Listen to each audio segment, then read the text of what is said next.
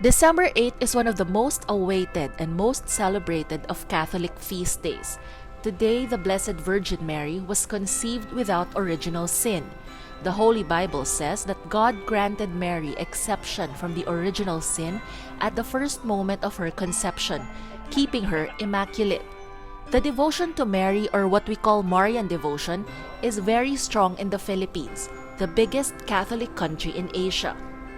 Mary is honored in various titles across cities and provinces. These titles are often inspired by miracles, apparitions, and other forms of devotion to the Mother of God. The Catholic Church regards Filipinos as Pueblo Amante de Maria, or people in love with Mary. On December 8, Filipino Catholics come together on this day in collective worship and celebration of the Virgin. In the Philippines, December 8 is even considered a special non-working holiday. No work, no classes, and many shops are closed. Under the title of the Immaculate Conception, Mary was declared Patroness of the Philippines in 1942. Devotees attribute many miracles to her. Days before the feast day, Filipinos hold a procession that showcases the different images of Mama Mary in a festive mood. Here in Intramuros in Manila, it has been a tradition since the Spanish occupation. During the pandemic, it had to be canceled, but now everything is back to normal, with marching bands, folk dancers, and hundreds of devotees who traveled all the way from different towns. In many churches that honor the Blessed Virgin in her different titles, her image is enshrined above the main altar and is especially venerated. Here in the historic town of Malolos in Bulacan Province in central Philippines, the cathedral is named after the Immaculate Conception. The Malolos Cathedral houses different images of Mary and showcases them all ahead of the feast day. Students, adults, and elderly troop to the cathedral to join the procession.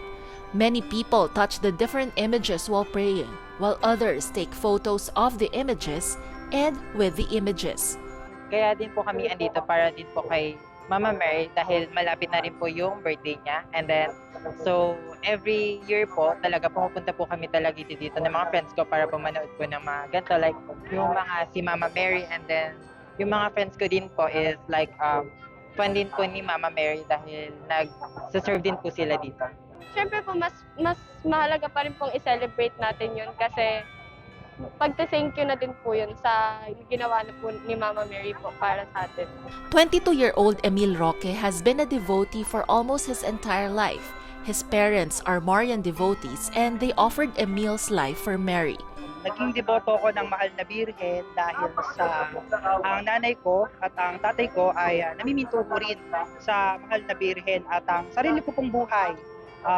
Inilaan po nila para sa Mahal na Birhen. At hanggang sa ngayon po, bilang isang kabataang naglilingkod sa simbahan, inilalaan ko po yung oras, panahon ko para sa Mahal na Birhen.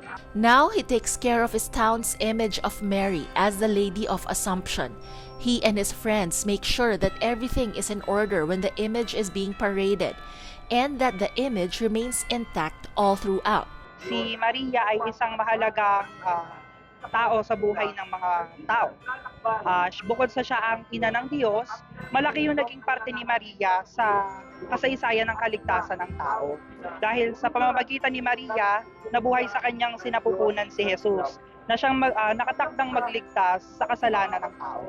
The feast day of the Immaculate Conception of the Blessed Virgin Mary is one of the most celebrated Catholic events in the country. The devotion to the Virgin Mary enriches the faith of many Filipinos across the country.